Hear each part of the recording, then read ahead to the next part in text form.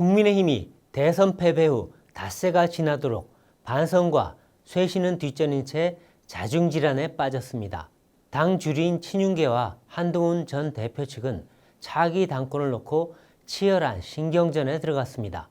김문수 전 대선 후보의 당권 도전설도 흘러나옵니다. 탄핵 반대 당론 무효화 등 당 개혁 조치에 대한 반발도 적지 않습니다. 김용태 비상대책위원장은 당무 감사권을 발동해 대선 후보 단일화 과정에서 벌어졌던 부당한 후보 교체의 진상을 밝히고 책임을 묻겠다고 했습니다. 많은 국민을 실망시킨 단일화 막장극의 잘잘못을 가리는 일은 국민의힘 쇄신을 위해 필요합니다. 헌법재판소가 전원일치로 결정한 윤석열 전 대통령 탄핵에 계속 반대한다면 공당으로 존재하기도 힘듭니다. 그런데도 전 지도부와 일부 친윤계는 반발하고 있습니다. 차기 지도체제를 둘러싼 막후 힘겨루기는 위험수위로 치닫고 있습니다. 친윤계는 연말까지 비대위 체제를 유지하자는 입장인 반면 한동훈계는 7, 8월 조기 전당대회를 열자고 주장합니다. 양쪽 다 당권을 차지해 내년 지방선거 공천권을 행사하겠다는 욕심뿐입니다. 차기 원내대표 선거에서도 개파간 총력전이 벌어질 조짐입니다. 당내 일각에선 김문수 후보의 41% 득표는 큰 성과, 졌지만 잘 싸웠다는 얘기가 나옵니다. 탄핵과 대선 패배에 책임을 지고 물러나야 할 사람들이 여전히 젖잘싸를 외치며 기득권을 유지하려 합니다. 최형두, 최수진, 박수민 의원 등 일부 초재선 의원이 반성문을 내거나 토론회를 열어 당 쇄신과 재창당 운동을 주장했지만 소수에 그쳤습니다. 김문수 전 후보는 대선 패배 후 국힘에 민주주의에 대한 기본적 신념과 사명이 없었기 때문이라고 했습니다. 대선 패배의 당사자이자 탄핵에 강하게 반대했던 김 전 후보가 오히려 당을 비판하며 목소리를 높인 것입니다. 국힘은 지난 총선과 재보선에서 잇따라 지고도 아무런 반성이나 쇄신이 없었습니다. 당 지도부와 친윤계는 기득권을 지키며 윤 전 대통령 눈치 보기 바빴습니다. 이번 대선 결과는 국힘을 사실상 해체하고 다시 태어나라는 국민의 경고라고 봐야 합니다. 세대교체와 뼈 깎는 쇄신을 통해 보수 정치를 완전히 바꾸라는 명령입니다. 그런데도 또 무반성, 무변화, 무쇄신을 구태에서 벗어나지 못한다면 다음 선거에서 더 엄중한 심판을 받게 될 것입니다. 이재명 대통령의 선거법 파기 환송심을 담당하는 서울고법재판부가 18일로 예정됐던 재판을 사실상 무기 연기했습니다. 서울고등법원은 헌법 84조에 따른 조치라고 말했습니다. 헌법 84조는 내란 등을 제외하면 대통령 재직 중 형사상 소추받지 않는다고 규정하고 있지만 진행 중인 형사재판이 여기에 포함되는지 논란이었습니다. 그러나 법원의 이번 재판 연기는 대통령의 불소추 특권에 진행 중인 재판이 포함된다고 본 것입니다.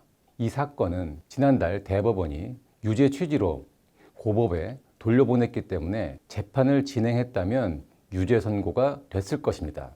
이번 결정으로 선거법 사건 외에도 대장동, 불법 대북송금, 위중교사, 법인카드 유용 등 이 대통령의 나머지 4개 재판도 모두 연기될 가능성이 커졌습니다. 사실상 대통령 재임 중 5건의 재판이 모두 중단된 것입니다.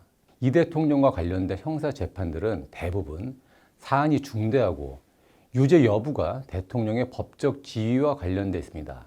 서울고법의 재판 연기는 법적 판단이라기보다는 선거로 당선된 대통령의 지위를 중도에 박탈하는 것에 대한 혼란까지 고려한 정치적 판단에 가깝습니다. 법원이 엄밀한 법적 판단보다는 정치를 생각한다는 비판이 나오는 이유도 이 때문입니다.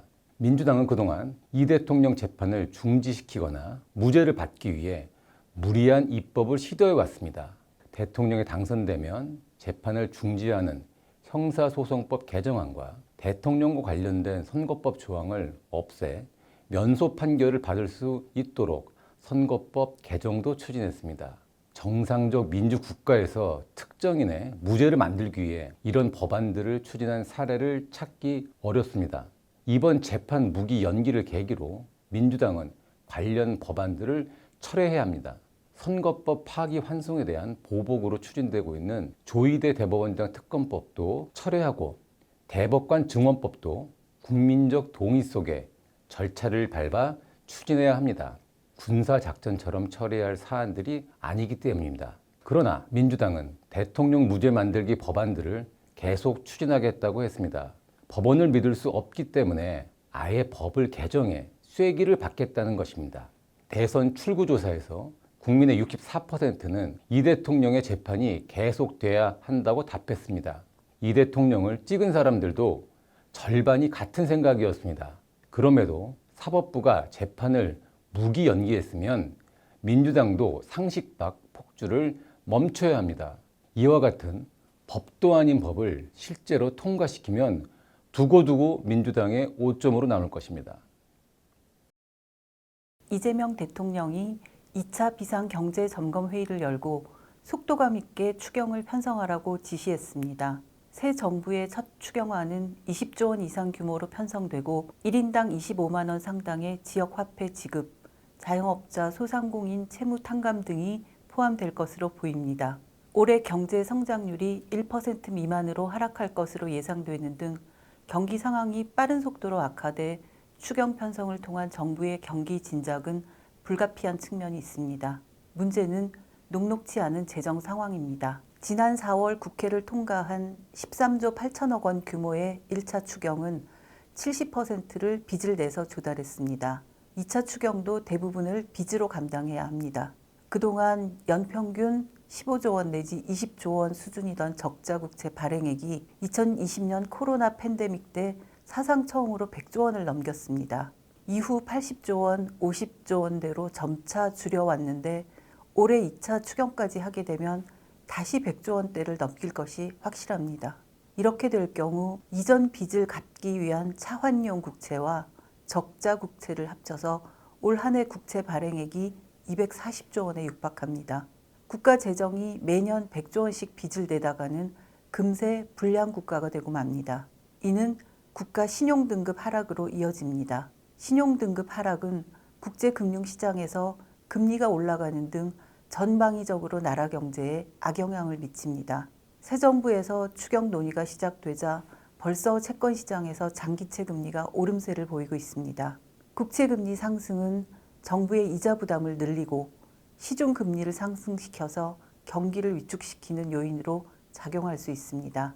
최근 기축통화국인 미국과 일본조차도 재정 적자를 늘리는 정책을 추진하다가 국채금리 급등이라는 사태를 맞았습니다. 한국은 기축통화국도 아닙니다. 그런데 마구 적자 국채를 찢다가는 심각한 상황을 맞게 됩니다. IMF에 따르면 올해 한국의 국가부채 비율이 비기축통화국 11개국 평균을 처음으로 넘어섰습니다. 부채 증가 속도는 더 심각합니다. 비기축통화국 11개국 중 둘째로 빚이 빠르게 늘어나고 있습니다. 추경은 하되 기존 예산을 조정하고 국채 발행은 최소화할 필요가 있습니다. 현금성 돈 풀기에만 주력하다가는 재정 상태만 악화시키고 경제적 효과는 별로 거두지 못하는 우를 범할 수 있습니다.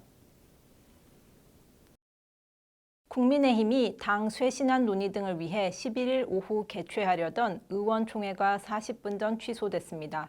권성동 원내대표가 의원총회를 하면 당내 갈등과 분열의 모습으로 비칠 수 있다는 등의 이유를 들어 취소했다고 합니다. 김용태 비상대책위원장은 사전 협의도 없이 의원총회가 취소됐다는 문자를 받았다고 했습니다. 이날 의총에서는 김 비대위원장이 제시한 당 개혁안이 논의될 예정이었습니다. 대통령 탄핵 반대 당론을 무효화하고 대선 후보 교체 시도의 진상을 규명하자는 등의 내용입니다. 탄핵에 반대했던 당내 구주류가 이 개혁안에 반발하며 김 위원장 사퇴를 요구했습니다. 김 위원장은 전 당원 찬반 여론조사를 하자고 제안했습니다. 그런데 이런 논의가 오가야 할 의원총회를 대선 패배에 책임을 진다며 사퇴 의사를 밝힌 원내대표가 일방적으로 취소해버렸습니다. 이런 당의 변화가 가능한 것인지 많은 국민이 의심할 만합니다. 국민의힘이 다시 신뢰를 받으려면 당을 해체하고 다시 세우는 수준의 쇄신이 필요합니다. 당연히 자기 희생도 따라야 합니다. 하지만 대선 패배 후 국민의힘은 전혀 다른 모습을 보여주고 있습니다. 지난 9일 열린 의원총회 초점도 당 쇄신이 아니라 김 비대위원장의 거취와 전당대회 시기 문제였습니다. 언제 누구 주도로 전당대회를 해야 자기 계파가 당권을 잡을 수 있다는 계산이 쇄신보다 더 우선입니다.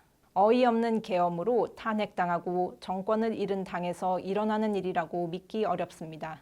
대통령 탄핵은 헌재에서 전원일치로 정해졌고 국민이 선거를 통해 인증했습니다. 지금 국힘 모습은 이를 거부하는 듯합니다.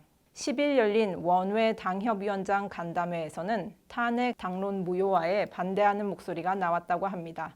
김 비대위원장은 이 간담회 후 당내의 변화에 대한 의지가 있는지 잘 모르겠다며 선거에서 이긴 당처럼 행동한다고 개탄했습니다. 단일화 파동으로 당이 한없이 추락할 때 젊은 정치인을 비대위원장으로 뽑아 이용하더니 선거가 끝나자 여기저기서 사퇴하라고 압박합니다. 대선에 참패하고서도 득표율이 40%를 넘었다고 마치 잘했다는 식의 언행도 나오고 있습니다. 이 대선 결과를 국회의원 총선에 대입하면 지금의 107석도 나오기 어렵다고 합니다.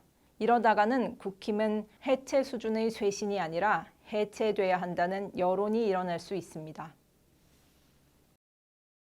더불어민주당에서 국민의힘을 해산시켜야 한다는 주장이 공개적으로 나오고 있습니다. 국힘이 비상계엄에 동조하고 윤석열 전 대통령의 탄핵을 반대했기 때문에 위헌정당에 해당한다는 것입니다. 원내대표를 지낸 박홍근 의원은 헌법을 우습게 여기는 국민의힘은 해산의 법정으로 달려가고 있다. 정당법을 개정해 해산에 나서야 하지 않겠느냐고 말했습니다. 민주당 의원들은 지난 3월 당 소속 대통령이 내란, 외환으로 파면되면 정부가 해당 정당의 해산 심판을 헌재 청구하는 내용의 정당법을 발의했습니다. 민주당 일부 의원들은 친여 단체들과 함께 국민의힘 해산 청구 서명 운동을 벌이고 있습니다.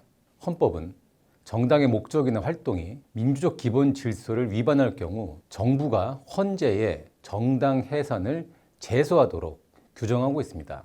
이런 절차를 거쳐 헌재는 2014년 유사시 우리 국가기관 시설 타격을 모의하다 적발된 통진당을 해산했습니다.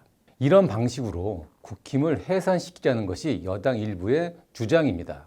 그러나 국힘 의원 18명은 작년 12월 3일 비상계엄 해제 요구안에 참여했고 대통령 탄핵 투표에도 10명 이상이 참여했습니다.